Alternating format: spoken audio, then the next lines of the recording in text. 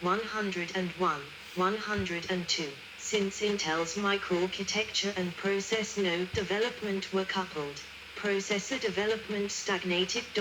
20. Security flaws.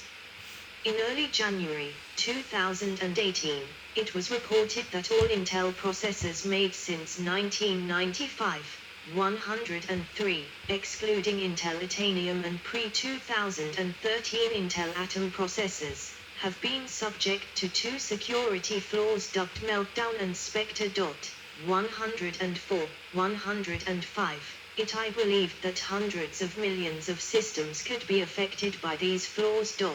106, 107.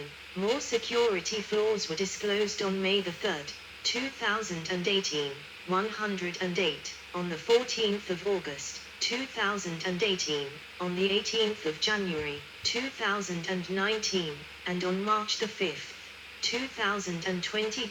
109, 110, 111, 112. On the 15th of March, 2018, Intel reported that it will redesign its CPUs to protect against the Spectre security vulnerability, will release the redesigned processors later in 2018. 113, 114. Both Meltdown and Spectre patches have been reported to slow down performance, especially on older computers. 115, 116, 117, 118. Renewed competition and other developments, 2018 present. Due to Intel's issues with its 10nm process node and the company's slow processor development, 20. The company now found itself in a market with intense competition. 119. The company's main competitor, AMD, introduced the Zen microarchitecture and a new chiplet-based design to critical acclaim. Since its introduction, AMD, once unable to compete with Intel in the high-end CPU market, has undergone a resurgence. 120, and Intel's dominance and market share have considerably decreased. 121. In addition, Apple is switching from the x86 architecture and Intel processors to their own Apple Silicon for their Macintosh computers from 2020 onwards. The transition is expected to affect Intel minimally, however, it might prompt other PC manufacturers to re-evaluate their reliance on Intel and the x86 architecture. 122, 123, IDM 2.0 strategy. On the 23rd of March, 2021, CEO Pat Gelsinger laid out new plans for the company. 124. These include a new strategy, called IDM 2.0, that includes investments in manufacturing facilities, use of both internal and external foundries, and a new foundry business called Intel Foundry Services, IFS, a standalone business unit. 125, 126. Unlike Intel Custom Foundry, IFS will offer a combination of packaging and process technology, and Intel's IP portfolio including x86 cores. Other plans for the company include a partnership with IBM and a new event for developers and engineers called Intel On. 90. Gelsinger also confirmed that Intel's 7nm process is on track, and that the first products with 7 Tom, Ponte Vecchio and Meteor Lake. NM, it is now Ponte Vecchio and Meteor Lake. NM, Ponte, Tom. Ponte, Tom.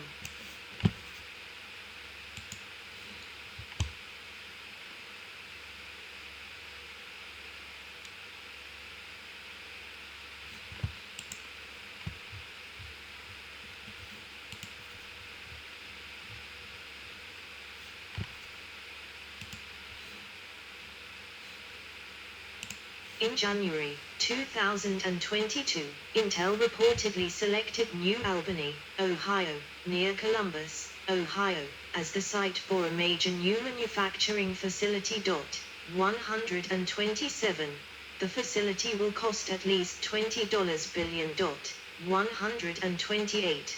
The company expects the facility to begin producing chips by 2025. 129. Product and market history.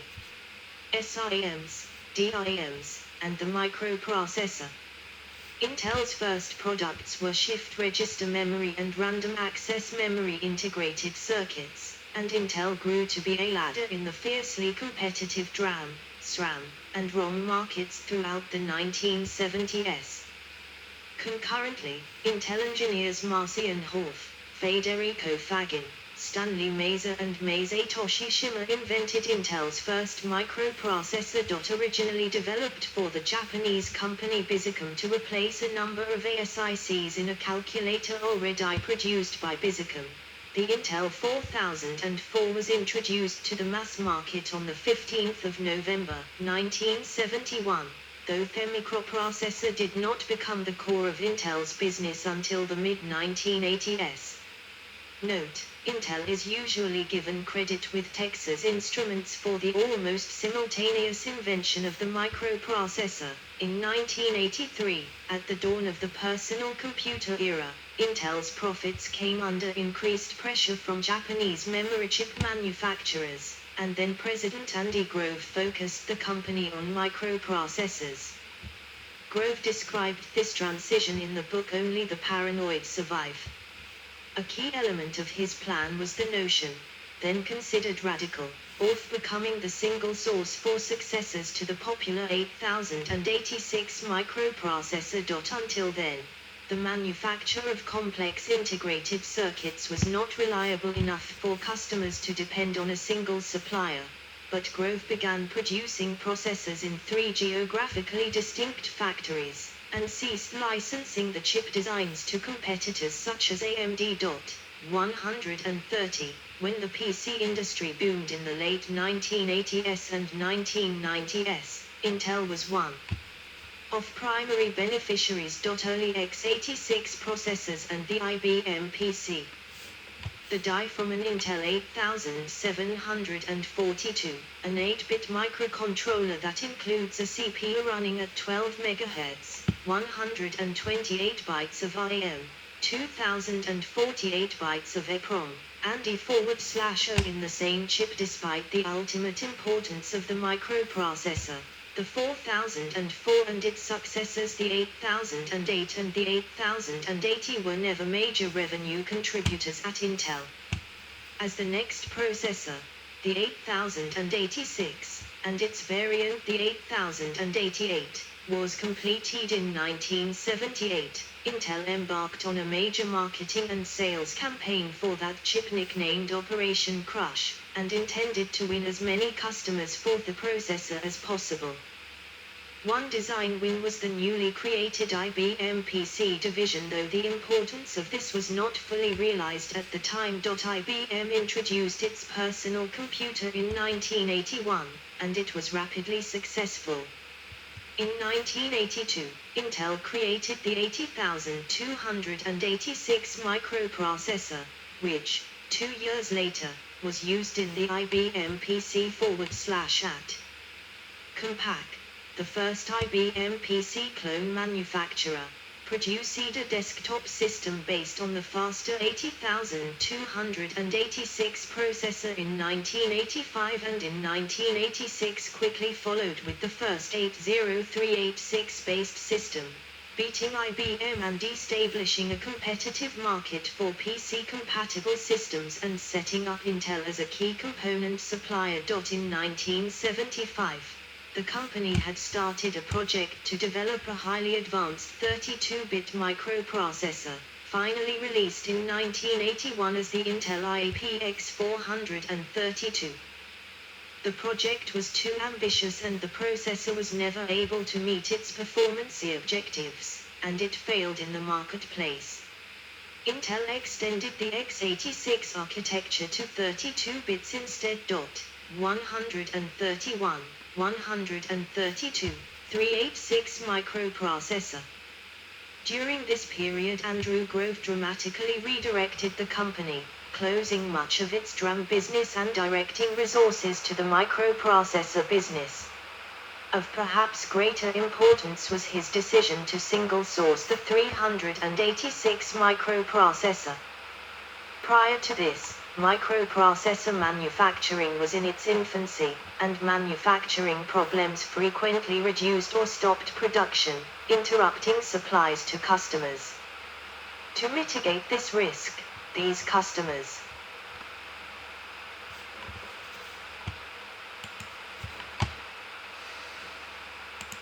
typically insisted that multiple manufacturers produce chips they could use to ensure a consistent supply.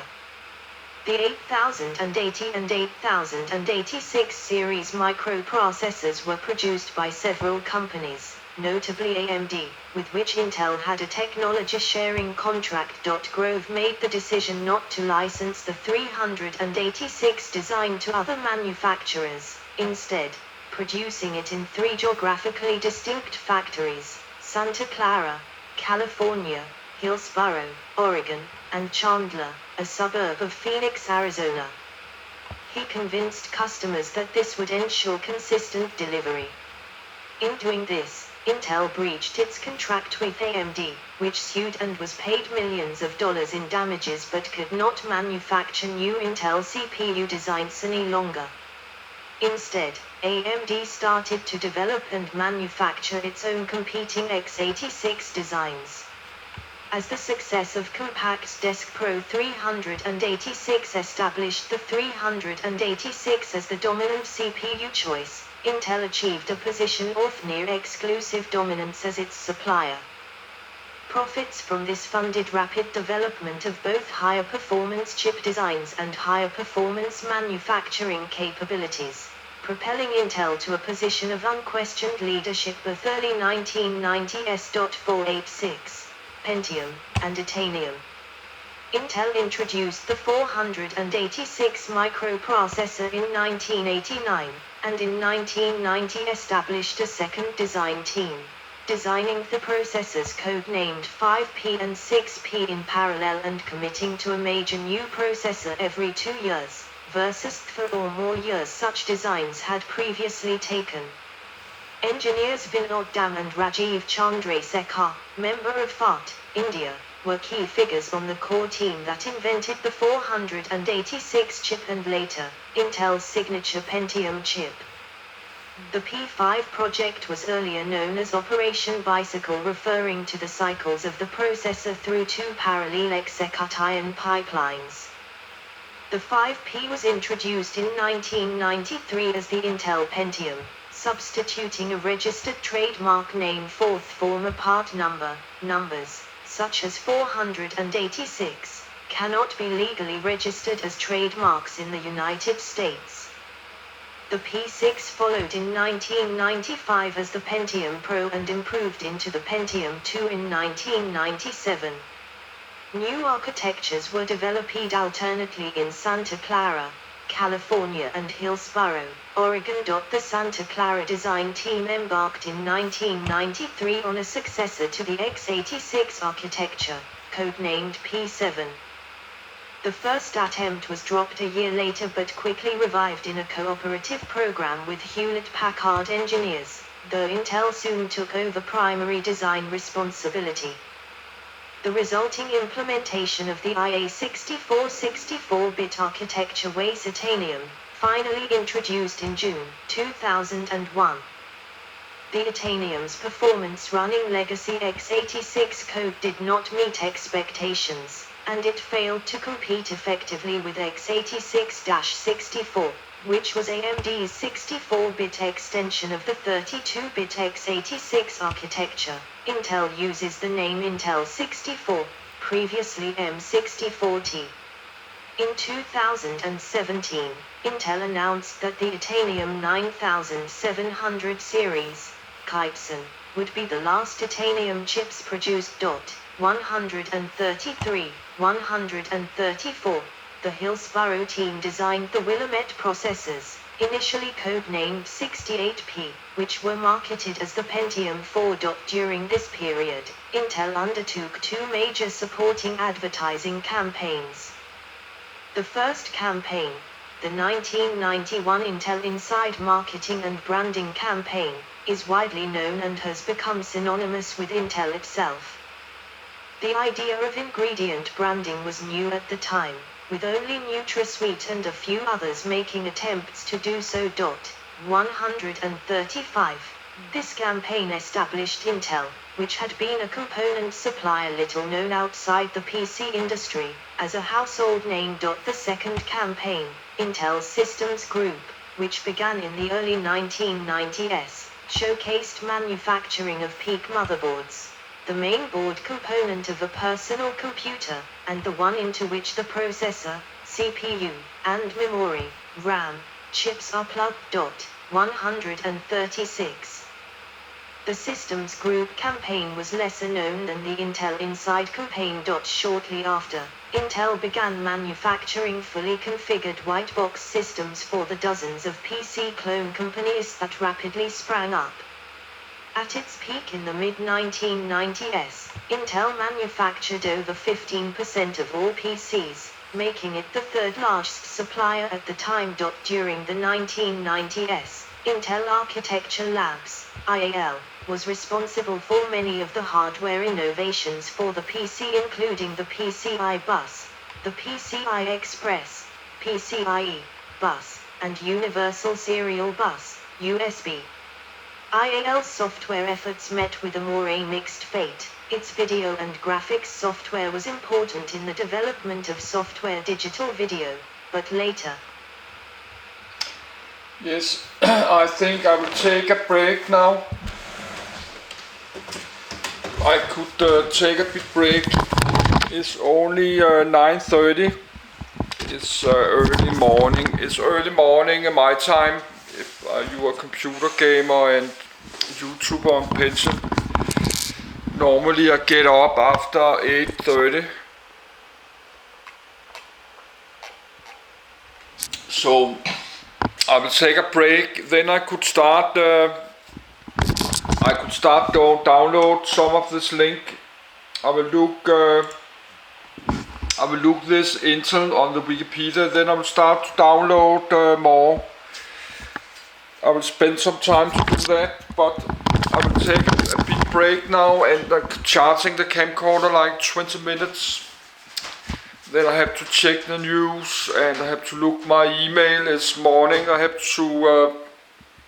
I was looking on the Danish blue papers, the second hand, because I find another Intel 8186. I did find one more to like $50. So I maybe buy that. So I have to look if anyone have replied, because I was looking at 2 AM this night and I did look at old computers. Yes, but I will take a break and start to upload. This will take my whole day. But I have buy a new one, 5000 gigabytes external hard drive. I have this 5 terabyte or 5000 gigabyte. I will get that in a few days, because this will be many hundreds of gigabyte or many thousands of gigabyte of video. But that's fine. I have nothing to do this summer and I'm low on money. So let's just do that. I read all this because I like to read it myself. Then I just record on video.